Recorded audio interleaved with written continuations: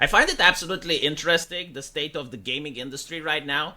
It's not about what you create, it's about if you speak the speech, right? So if Grooms would go around social media and talk about how much he dislikes white men and how oppressed he feels in modern day America, game journalists would salivate over him. Studios would try to hire him as a community manager, best man for the job. But because he doesn't do that, and unfortunately he just happened to make a good game like World of Warcraft, the industry insiders don't like him. They don't like him. It would make all their other employees look like shit. It would make them look talentless. And, you know, how dare you not dislike the white male gamer? What is wrong with you? Why don't you dislike? I find it to be very odd that a lot of people in like gaming. I think this is a big problem with a lot of entertainment, is that people feel like they have this sort of like obligation to make their games reinforce a worldview that they think is important. It's like there's a sense of escapism that can't really be had because they're worried about it being like, you know, congruent with real life. What do you mean you just want to make video games? Horrible. So, you know, as it happens, the gamers do like him. Mm-hmm. He's been going around on YouTube nowadays and is talking about the gaming industry, and a lot of people love having him on stream. He's very insightful. But now he's got a plan, right? Like, he's talking about how they're destroying our games. And it's true. Like, if you look at 4 years ago, you look at Batman Arkham City, for instance. It's a video game that required less developers to make. I love how, by the way, this title, They're Destroying Our Games, all of the people who are, like, anti, like, SJW assumed that I was talking about SJWs, and all of the people that are pro-SJW also thought that I was talking about SJWs. Everybody thought that. Nobody watched the video. It was really kind of funny to see this play out in real time. It was fucking a WB title. Yeah, it was a good one, huh? At the time, I think it was like $60 in order to play it. Didn't have any of the nonsense like buy the deluxe edition and play 3 days early. Ooh, the story was better. The gameplay was better. And, you know, I would say that besides the graphics, which were limited by the technology at the time, it's overall a better game than Suicide Squad or Gotham Knights, which costs double the amount, required more people to create, and besides the graphics, it's an inferior product. So yeah, like, Grooms has a point. Oh, I forgot. Yeah, there's another person that thought I was talking about Jews. They're destroying our game? Oh, he must mean Jews. Right. And I'm the problem. Yes, that's right. I'm the problem. And it's industry standard. It's industry-wide. It's not with just one game. So his plan in order to fix it is by pointing out that AAA games are overrun with woke politics, lousy live service where it doesn't belong, $130 Ubisoft quadruple A games, the Manjaw... I wonder if everybody at Ubisoft is mad at that guy. Or if they call him, like, AAA Terry or something like that. Or, like, whatever his first name is. Yeah, it's quadruple A Terry. Aha, yeah, there he is. Industrial complex being forced into the video games with no reason. And there are two main causes for this: the ESG funding and a fleet of activist developers. So what he is saying is that the ESG funding is drying up. His CEO and studio head sources tell him that games have to make real money now, and they can't be propped up by DE funds forever, and that this is the time to strike. So he's calling for a boycott for the next 2 years on buying video games from woke AAA studios.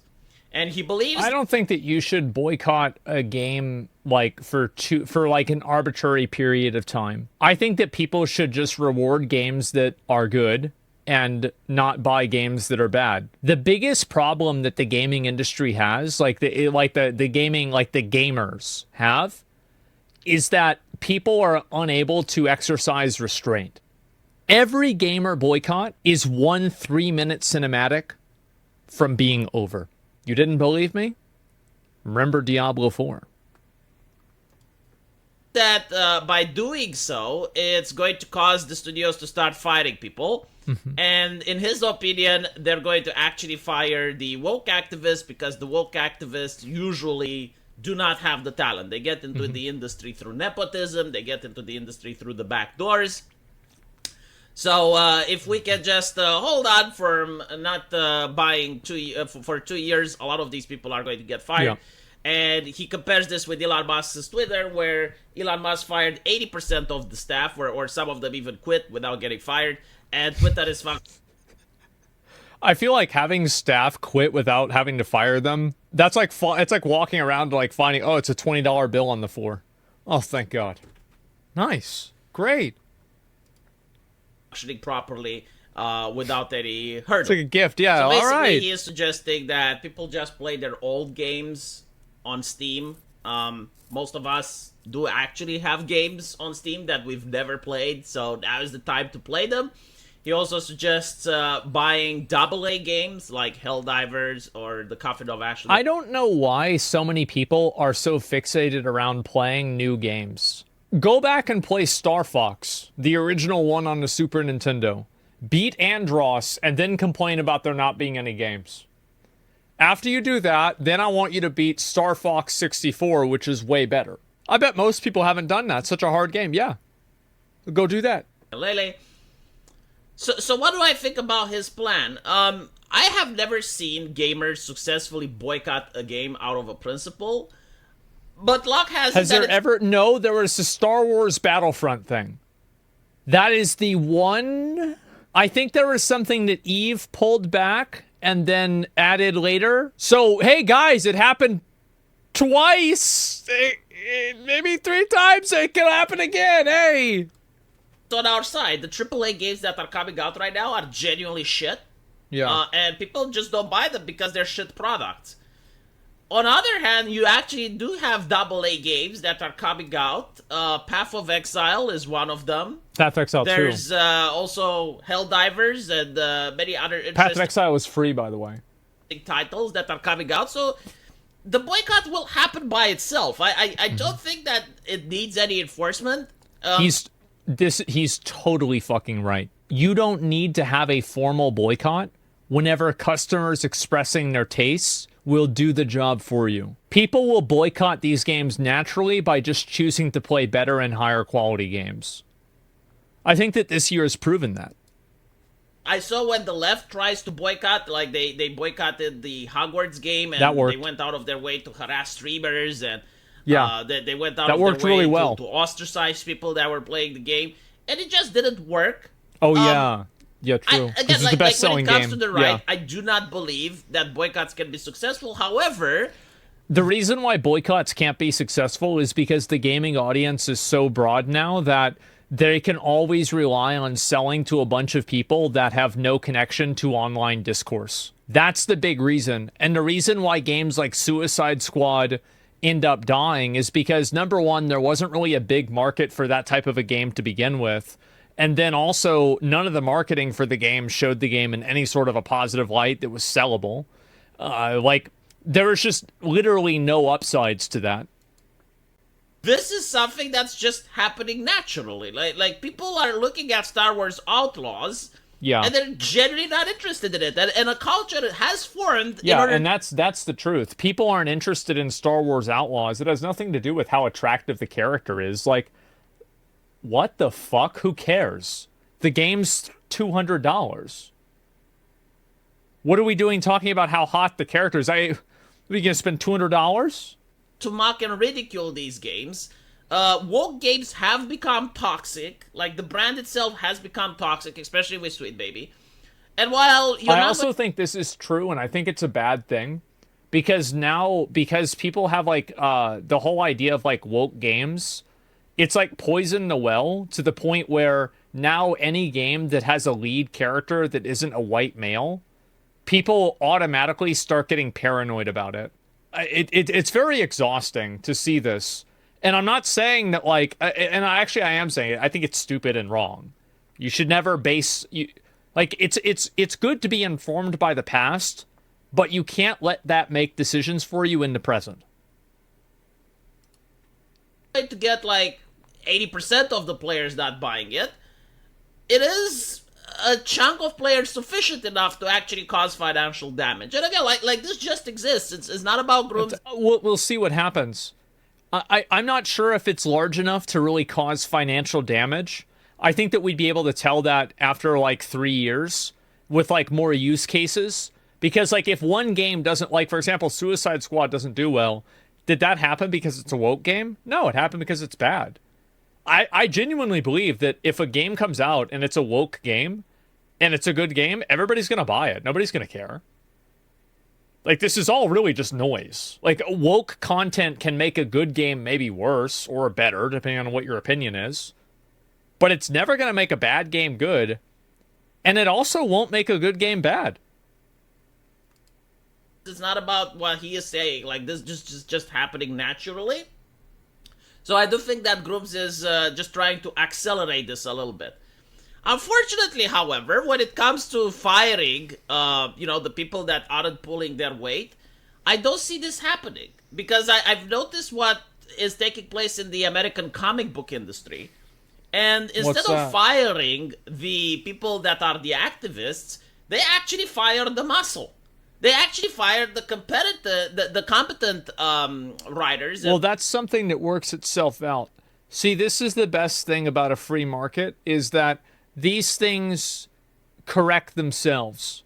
Now, it might take a little bit of time, but name one woke game, Apex Legends. That's the easiest question of my life. Overwatch. What do you mean? There's plenty of woke games. That's not the reason why they're not successful. The competent artists from the comic book industry, and they decided to keep the activists. And there are several reasons for it. It's usually due to nepotism. It's probably due to the fact that they don't want lawsuits and other issues. Because most of the activists, they hide behind gender, sexuality, race, and if they get fired, they will say, it's because you're discriminating against me. And most companies realize that going with these lawsuits is oftentimes more costly than just selling. So there are reasons for it, but again, I do not think that they're going to fire the activists. I do think that they will fire the actual talent. Well, this is something that will happen. This is something that will happen in the short term. But in the long term, talented games will win out. And they will win out regardless of politics. It doesn't matter if it has the politics of Helldivers 2 or it has the politics of the Suicide Squad, right? Any of these games, or Pow World. It just doesn't make a difference. And also, if they fire all the good content creators and the people that are making games there that are good, well, then the games are going to suck and then people aren't going to buy them. And before you know it, they're going to be out of business. And they're going to have to close the whole studio. And that is nature. I don't find That's natural selection. I do think that AAA gaming should die. Unironically, I don't understand why do we need to bow down to Ubisoft and EA Games and Blizzard as if they're the only companies that are making games. There are AA companies, and I want to remind people I don't want to see AAA gaming die. I think there's a lot of really great AAA games, like, for example, God of War or Elden Ring or Skyrim. I just want to see it needs to be reined in. And I think that a lot of the executives at these studios are starting to realize that. That, maybe trying to shoot for the moon every single time that you make a new game for a $200 million, this isn't a very good idea to put that many eggs in one basket. The Witcher started as pretty much like a Neverwinter type mod. I think they used the Neverwinter engine in order to make Witcher 1. So it was a very small, dedicated studio, which created a really good game that people liked and they paid money for. So then they created Witcher 2, which was more ambitious. And finally it peaked with Witcher 3, which is one of the best games ever made. So basically, by spending money on AA games, you can actually help them expand and create better games in the future. You can plant the seeds for the future. Pathfinder Wrath of the Righteous was a good example. Well, you look at Path of Exile 2. Path of Exile 2 is a direct response to the fact that they've had 10 years of successful business. Yeah. Well, I don't know if they're not going woke, because I was a little bit concerned with the Warhammer 40k. I don't think it has the same talent and the same passion like Path of the Righteous did. But, it remains to be seen. It's definitely not as cancerous as Ubisoft's AAA titles. So we're going to see about that. But my point is, there are a lot of AA titles that are coming, and they're really good. And supporting them is actually more important than, whether or not you're playing a AAA game. I do believe that, yeah, like if you can choose not to play a AAA game for the next 2 years, you should definitely do so. I don't think that you should make a distinction based off of whether there's woke AAA games and woke AA games. There's woke indie games. There's a lot of woke indie games. There's more woke indie games than there are woke AAA games. And it's like there's more of them at like a 50-to-1 ratio. There are 1 million woke games on Steam that have an average player base of 2. Nobody gives a shit. The truth is that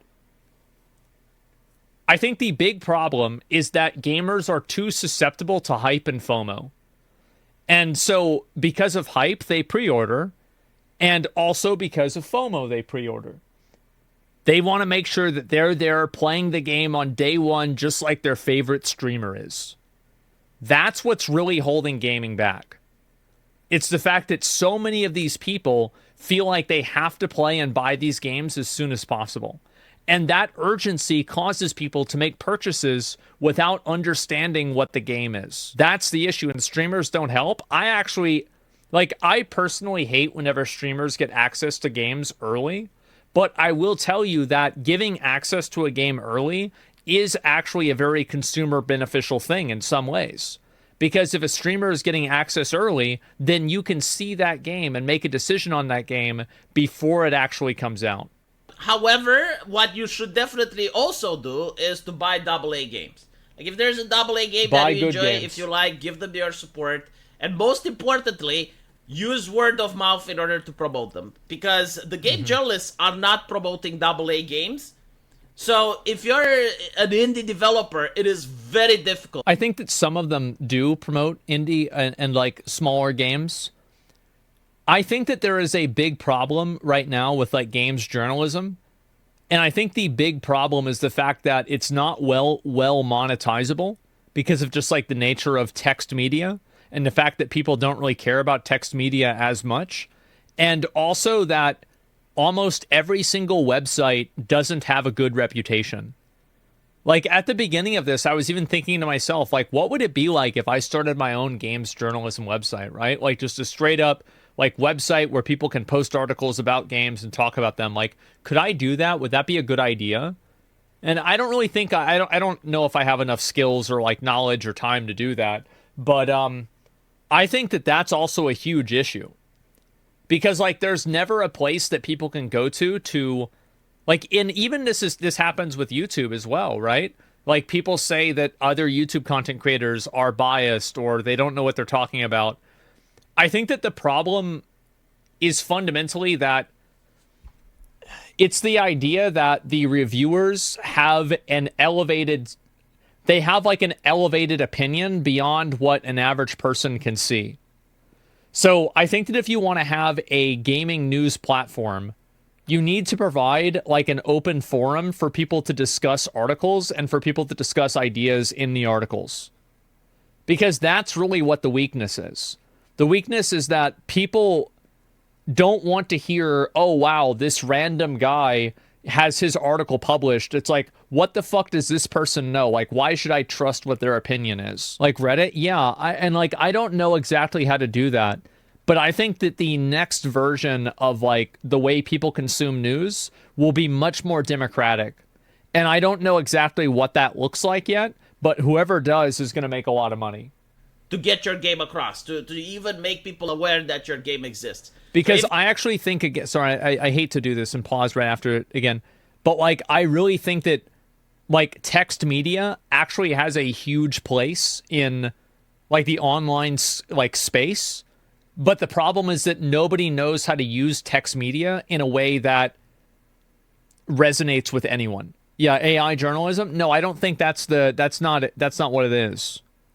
Unbiased news would be amazing. No, unbiased news is not the solution. Biased news with open and obvious and stated biases is the solution. That's what the actual solution is, because you cannot remove biases, but you can account for them and like take them into consideration. You're never going to be able to remove biases from anything. If you actually find a video game that you like, then promote it. Total Biscuit used to have like WTF is, and he would just talk about indie games and promote them. And unfortunately, we don't have something like that anymore. And I hope like one content creator is going to eventually pick it up. Oh, jeez. Because the game journalists aren't doing their job. And this is what they should actually no, be they're doing. not. They should look at the gaming industry as a whole, not just AAA, and tell people, hey, this is a really nice game. You should try it. But anyway, let me know what you guys think. And as usual, I will see you in the comment section. Take care. I don't know how to monetize that. Like, I'm not sure how I could make money doing that. That's the issue that I have. Like, if I was going to set up a website to do this kind of stuff, I don't know how to make money or advertise it. Ads? Well, if it was that easy, then Kotaku wouldn't be getting tons of people getting laid off, right? Because they have more ads than anyone. So how do you figure out a way to monetize? I don't know. How does IGN do it? I don't have their balance sheet. Do you have their balance sheet? Who's to say they're not going to go belly up in 2 years? Who's to say they're not already having talks of closure or bankruptcy?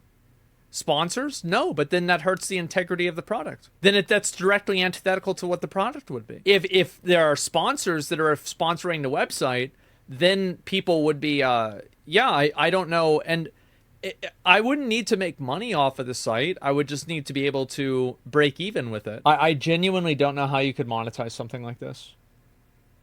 Super comment, like super chat? That's a horrible idea. That completely destroys the democracy of it. Because do you guys agree with me that like the next form of journalism is going to be democratic? Because I think that we've had a taste for that with community notes. And I think people like that a lot. This is a good video.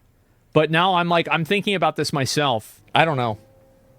I also don't really know if I'd have like the bandwidth to deal with something like this because I already have so many other things going on in my life that it's like, okay, when am I realistically going to focus on this and spend time on this? And I think I know the answer to that. It's basically never. So thank you guys very much for watching, and I will see you all tomorrow. Our boys, peace. See ya.